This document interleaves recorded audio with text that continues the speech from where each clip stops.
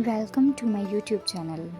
ਅੱਜ ਆਪਾਂ floral paint ਕਰਨੀ ਹੈ ਤਾਂ ਉਹਦੇ ਲਈ ਪਹਿਲਾਂ ਸਾਈਡਸ ਨੂੰ ਸਿਕਿਉਰ ਕਰਨਾ ਹੈ ਟੇਪ ਦੇ ਨਾਲ, ਅਤੇ ਜੋ ਬਲੂ ਦੇ ਸ਼ੇਡਸ ਨੇ ਉਹਨਾਂ ਨੂੰ ਅਸੀਂ ਸਪਰੈਡ ਕਰਨਾ ਹੈ ਪੇਪਰ 'ਤੇ ਅਤੇ ਬਲੈਂਡ ਕਰਨਾ ਹੈ। ਦੈਨ ਅਸੀਂ ਕਲਾਊਡਸ ਡਰੋ ਕਰਨੇ ਹੈ।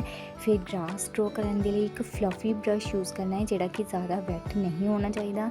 ਦੈਨ ਗ੍ਰਾਸ ਦੀਆਂ ਸਟੋਕਸ ਹੈ ਜੋ ਉਹ ਡਰੋ ਕਰਨੀਆਂ ਨੇ, ਅਤੇ ਫਿਰ ਕਲਾਊਡਸ ਦੀ ਬਾਊਂਡਰੀ ਹੈ ਜੋ ਉਹਨੂੰ ਅਸੀਂ ਵਾਈਟ ਕਲਰ ਦੇ ਨਾਲ ਹਾਈਲਾਈਟ ਕਰਾਂਗੇ ਅਤੇ ਛੋਟੇ ਛੋਟੇ ਫਲਾਵਰਸ ਬਣਾਵਾਂਗੇ ਜੋ ਕਿ ਬਣਾਉਣੇ ਬਹੁਤ ਹੀ ਜ਼ਿਆਦਾ ਈਜ਼ੀ ਨੇ।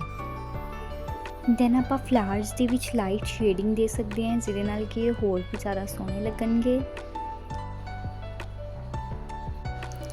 ਅਤੇ ਫਲਾਵਰਸ ਦੇ ਵਿੱਚ ਸ਼ੇਡਿੰਗ ਕਰਨ ਦੇ ਨਾਲ ਹੀ ਆਪਣੀ ਇਹ ਪੇਂਟਿੰਗ ਹੈ ਜੋ ਉਹ ਕੰਪਲੀਟ ਹੋ ਜਾਂਦੀ ਹੈ, ਅਤੇ ਬਹੁਤ ਸੋਹਣੀ ਪੇਂਟਿੰਗ ਹੈ ਜੋ ਸਾਨੂੰ ਵੇਖਣ ਨੂੰ ਮਿਲਦੀ ਹੈ।